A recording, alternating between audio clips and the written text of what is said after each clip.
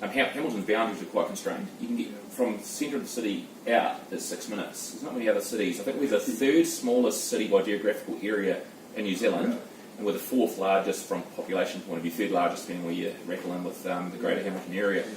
And so we've got the highest number of people per square kilometre of anywhere in New Zealand. So we've got 1,500 people per square kilometre. There's no other city in New Zealand above 1,000 because we're quite dense. 50% of our building consents per annum are infill developments, which is Tauranga was last year was about 13%. So there's quite a big difference. We've done a lot of work in that space. People not necessarily agree with this, but our rates are comparatively low because we're quite a combined, condensed city. We're quite efficient in terms of, not necessarily from a management point of view, people probably argue that bureaucrats are never efficient, but but from an operational point of view, we don't have to run roads for miles and look after them. We don't have to run stormwater or wastewater or water supply out to the boonies. So everything's suburbs. so we've got everything that's condensed. So that means we're an efficient city. Our rates are in the bottom third of rates in the country because of that. And so that's something that we've got to make sure we maintain as we grow, but B, we need to make sure people are aware of that we are quite efficient in that respect. That kind of falls in line. I think we've had a conversation before about Tamahere and the huge population growth in the area, using facilities and Hamilton roads and not paying rates. Is there any step forward sort of on that area? So there's a couple of strategic boundary agreements in place for the north. So there's one from K Road up to where the new expressway is going to go.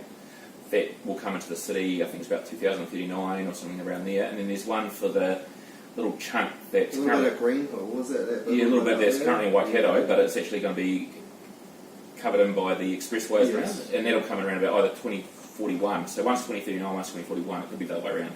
So they already exist.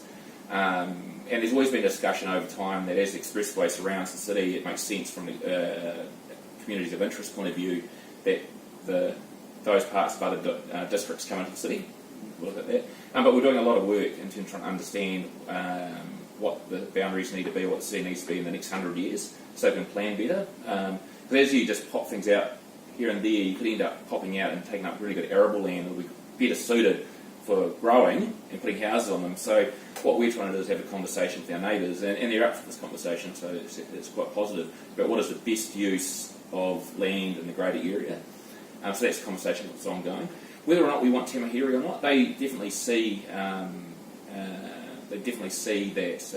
there's their community of interest is Hamilton, but likewise they use other parts of the community, other parts of the district. Likewise, our Hamiltonians go to Raglan, they'll go out to Tamahere. How many people are out to do Planet Cafe out there as well? So we use their roads and so forth, and we have the opportunity to use their services as well. But that conversation will come over time. There's a productivity commissioner doing a roadshow at the moment talking about funding for local government.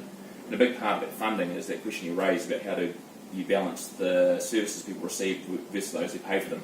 In particular with a small city like Hamilton, with all these people that come to work every day and bolster our population. I'm not sure how many people come in. Yeah, but there's quite a few. Still, there's some that leave as well. A lot of people go and live here and work in other places. How do you balance that service people receive versus the cost and who pays for them? So that's a big challenge as well. So the government's trying to tackle it. I don't necessarily know if they'll conquer it or not, but they're up for the challenge. It's probably one of those things you can never really solve, is it? No, in the end, taxes aren't always fair, but they have to pay the cost somehow. Yeah. Cool.